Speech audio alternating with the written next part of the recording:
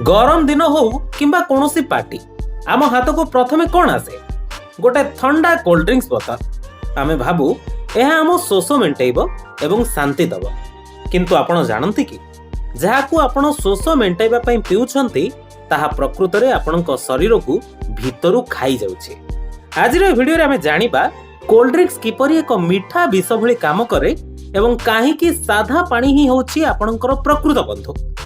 चिंता करंतु प्रचंड खरा होउछि आपणक तंटी सुखी जाउछि आपण दुकान को जाई गोटे ठंडा पानीय बा कोल्ड ड्रिंक्स किणुछंती प्रथम ढोक पीवा मात्रे आपनकु लागे जो स्वर्ग मिल गला किंतु बंधुगण सत्य किंतु किछि अलगा सेई गोटाए बोतल रे एमिति किछि रासायनिक पदार्थ अछि जहा आपनक पाकस्थली रे पहुंचीबा मात्रे युद्ध आरंभ करि दिए।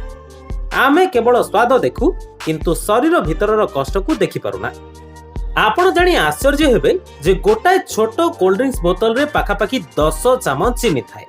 जदि आपण एकाथरे एतिकी चीनी खाइबे तेबे आपनकु बांती लागिबो किंतु कोल्ड ड्रिंक्स रे थिबा फास्फोरिक एसिड सेई मिठा को दबेई दिए फल रे आमको बांती लागे नाही।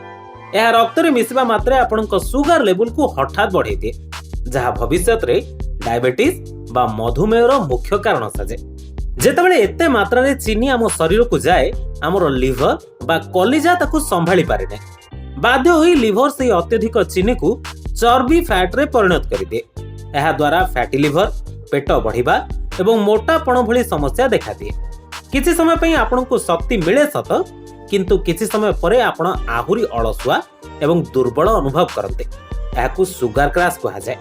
आउ गोटे भयंकर कथा हैला हमर हाड़ कोल्ड ड्रिंक्स रे थिबा कार्बोहाइड्रेट पानी एवं एसिड आम शरीर रु कैल्शियम शोषि निए फल रे आम हाड़ दुर्बल हो जाए।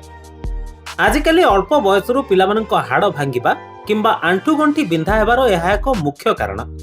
आपण भाबुचंती आपण खाली पिउचंती किंतु यह आपणक हाड़ को गळेई दउची। वर्तमान आसंतु जानिबा समाधान कर। समाधान अति सहज पानी।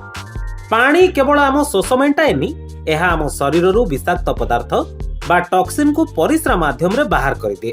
जेतेबेले आपण पर्याप्त पानी पियंती आपणक किडनी सुस्थ रुहे मुहरे चमक आसे एवं मस्तिष्क भल भाव काम करे।